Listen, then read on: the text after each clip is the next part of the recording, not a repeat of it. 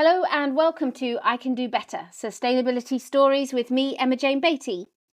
Today I'm talking to Alejandra Beltran, Vice President of R&D for Global Rigid Packaging Solutions at Amcor. Professionally, Alejandra is driving her team forward in global innovation and transformation for rigid plastic packaging, using consumer insights, sustainability and quality by design principles. Personally, Alejandra is a busy working mum who feels strongly about being present, being responsible, and being proud of her expertise. Today, we talk about how she balances these two energies for the good of her impressive career and her family life. Hello and welcome, Alejandra. It's really nice to see you. Hi, thank you very much for having me. It's truly an honor to have an opportunity to exchange some thoughts together. Thank you. Um, let's start by talking about your recent LinkedIn post, which was the reason that we first connected. You talked about being pulled in two different directions as a working mum. Why did you choose to write that post? Because it's the reality that many of us live on a daily basis, yeah? You want to be full in your professional life, which means, putting some efforts into doing the trips or, having nights out. And clearly there's the other part of us, especially the ones that we get to have the chance to have family, to also want to, enjoy the play dates and or, go to the soccer practices. So it's a constant struggle that I have to remind myself, and I felt it was worth to remind all that we need to recognize how far we can go by having the two roles in our lives. Absolutely. So how did you start your career in sustainability that led you up to this position of vice president? So I hope I don't bring you too far back in my career. Reality is that I'm an industrial designer from background. And after already working for a couple of multinational companies, I had decided to stop my career and actually went and pursue a master degree on sustainability and innovation. This was way far before it was actually trendy to learn and to study sustainability. And for me, it was very important because I felt like the work that I was doing was never going to be enough if I didn't thought holistically upon how we were approaching the way that we're designing, the way that we're developing, where I most of the times believe the whole problem of the challenges that we face from a sustainable standpoint lay, which is on the how do you start to consider design from the very beginning. As a designer myself and having focused already 10 years of my career on industrial development, then I thought it was the right thing to do, which then brought me into sustainability, which then brought me then after that into certain opportunities of collaborating with companies that wanted to evolve their agenda when it comes to innovating solutions that were more sustainable. And from there on, my career just kept moving and I kept moving with it. I kept packing, I kept bringing my child along with me wherever I had to go. And then from that to where we stand, I continue to strongly believe that one without the other doesn't exist. Yeah. At the end of the day, the work that I do requires materials that come from the planet, that if we don't have planet, then we don't have anything to do for. Yeah. So ultimately it starts there. I couldn't agree more. Absolutely. So, would you say that throughout your career, your understanding of sustainability has changed? Absolutely. Absolutely.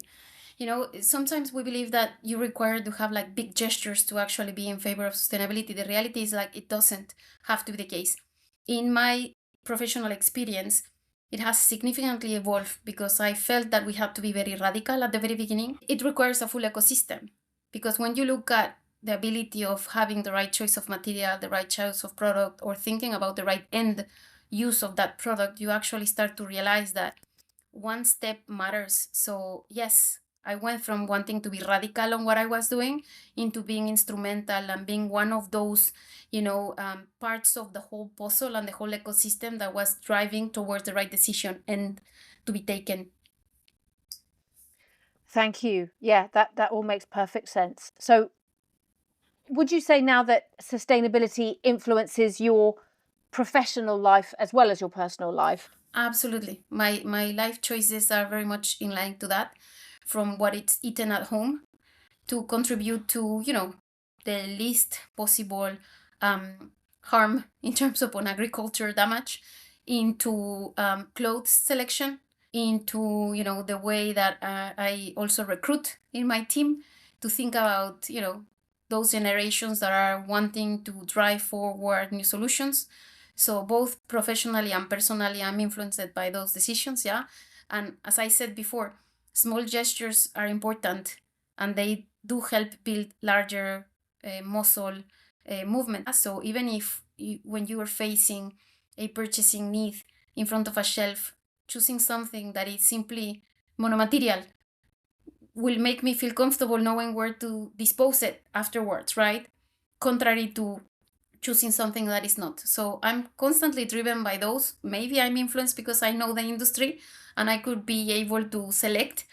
The reality is that every time I have the chance, I speak to people about why they should go for a given brand or a given product or a given, you know, different way to go to school by walk or by train or by, utilizing all means possible. Because again, I come to my previous comment as well, which is, every single part counts. And the more in this topic that we are, both influencing our profession and our personal, the better we could actually have an outlook of what the world could look like. Right. So, what would you say is causing any of the current bottlenecks in sustainability, and Oh, how would you like to see these issues resolved? it's a very important question. The reality is that the regulatory landscapes are actually highly fragmented. For me, this is one of the main bottlenecks that today we still foresee, despite the fact that we are we oversee multiple countries under the European Union. No? I'm talking global here. The second point probably is the scale of the technologies. The infrastructure are still not there. They're limited. Yeah, there's fantastic proof points out there, but they're not getting at the scale upon what should be needed to actually drive the population that today we hold in the world context. And probably one of the last ones will be the cost pressure that continues to remain a challenging option. Yeah, we believing as manufacturers that the customers will be willing to withhold the cost even though they might declare they want. It's something which is not realistic. So the data available right this second in the market allows us to understand that, and we need to make sure that we remain to be consistent in terms upon that. Now, if I come back to your second question, which is, how do I think these things will evolve? um, Probably there's an element of shifting our perspective, yeah, and making sure that we are compliant with driven topics, yeah, and especially making sure that we're actually driving value. So I gave you the example of I'm gonna go and buy a lotion myself. What choice can I make on the shelf directly that will impact not the brand owner only that I'm choosing to buy, but also the reading that they're getting as a consequence upon my behavior and my attitude as a consumer. I think that as we progress, material will also advance rapidly. We have a couple of opportunities when it comes to looking at substitution alternatives, especially on my field of expertise. um, we all are hearing about AI and digital, and I think we need to be confident that this could potentially be a vehicle to help us also transform how sustainability is being managed. Yeah, I don't know if you're aware of Yuka, like an app that is being utilized in France to actually be able to select some products. Like nowadays, a lot of information is at the tip of our hands, which is on our phones. Yeah, so those data capabilities will actually help us continue to drive better choices, better decisions, indirect and consumer influences, and ultimately a bit more transparency. I agree. It was my daughter who told me about the Yuka app, actually, because Ah, I would look at the like skincare brands and makeup brands and be driven by the packaging, and the tone of voice often of the brand would be kind of what appealed to me. And she would show me that kind of level behind it of how clean are the ingredients actually, not just how clean they say they are, but that kind of more independent platform. So yeah, I found that super interesting. Um, as a working mum with this professional expertise in the sustainability field of plastic packaging, um, you've mentioned before about some ways that that helps you in your home life. What do you think you could maybe share with our listeners about how that balance that you are doing so well, of being a working mum and a packaging sustainability expert, how does that help you do better? And what could you share that other people might be able to perhaps benefit from? So without wanting to disagree with you, um, I'll have to say that I don't do well balancing. That's the first thing that I always say to everyone. It's not about balance, it's about priorities. Yeah. One Hmm. day I prioritize on something, knowing that I will be not matching, my son's expectation, but I will be compliant with work. And the other way, I'm doing the other way around that. So I'm focusing on my son, and work will have a bit of a step back. So I'm kind of like managing our priorities as needed as we go on the basis. Now, how do I think that is helping me? First of all, I don't think that there is a professional career these days, especially when it comes to, manufacturing, products, brands, businesses, B2B or B2C, that is related to consumption, that is not thinking about and or being part of how we drive sustainability. And it's not sustainability from the trendy word, it's sustainability from the core of it. It's about how do we make sure that we have a sustainable, on the true definition of sustainable, something that would last over time, whether it's a process that you're working on, or whether it's a product that it's actually something that they can touch, or it's something, even a service that needs to remain to be sustainable in that line of spirit. So I think that the way that it has helped me is to make sure that I think about those things on more of a, how do we make sure they last? How do we make sure that we can make the most out of, also the materials that we utilize? Materials could also be an IT infrastructure. Doesn't have to be a polymer base. It could be a combination of even human resources to put effort into getting something done. So that idea, that principle that I have brought into everything that I do about how do we make sure that these things that we're doing last and that they persist, and that then allow us to reinvest energy, either human or energy coming from any type of source of nature. How do we reinvest it properly so we don't have to be wasting it every time? Hence, making the right choice at the very beginning, even if it's the hard choice, is better. And this is probably one of the things that have helped me the most, both professionally and personally. I hope the principle travels in the context of sometimes simple choices when it comes to any environment, professional, again, business or personal, are easier to make, but they don't sustain, they don't last long. So if we think about that principle of lasting, you can bring it into many, many different situational scenarios. Yeah. So it's the same quick Excel someone can do and then redo it and redo it and redo it. Well, the carbon footprint of utilization of a software that it's on a cloud, we don't size. Yeah.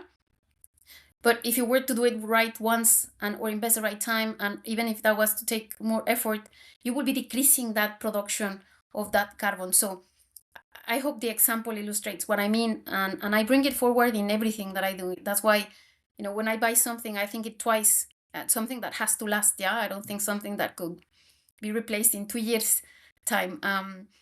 Some of my friends make fun because my living room has moved with me 4 countries and it's more than 20 years old. But this is what happens when you buy something that will last. You don't need to worry about it. Maybe next year I'll start to think about what do I do with my living room. But that's a different conversation. It's the principle that matters. Absolutely. Our dining table used to belong to my husband's grandparents. There you go. And I just love it. I know it's totally out of fashion, but it makes me happy to know that we've carried on sitting round it for our meals all these years. Alejandra, thank you so much. I've really enjoyed speaking to you, and I feel like that first LinkedIn post I read of yours about making that balance, you've made me think differently about how it's not a balance, it's priorities, and actually having a different priority on a different day is perhaps far more sustainable than trying to balance everything all the time. Absolutely. Otherwise, you burned yourself trying. And it took me and myself my own burnout to believing that I could balance it all. And it's not. You said it lovely, and I value very much how you worded it, because it's about sustainable performance, yeah, both as a mother and as a professionist. And that will require exactly those trade-offs, and being comfortable with them, which is the same when it comes to sustainability. Yeah, the trade-offs, you need to be comfortable. The same way that you take them and the same way that you don't take them, because it's about that accountability when you choose to do one thing versus the other. And it applies to every single principle, professionally as well on a situational where you will be maybe tied with a difficult choice to make, and personally, clearly. Fantastic. Thank you so much. I hope I get to speak to you again soon, but I really appreciate your time today. Thank you, Alejandra. The other way around. Thank you very much for having me, and my pleasure to be around. Thank you. Bye bye. Bye bye.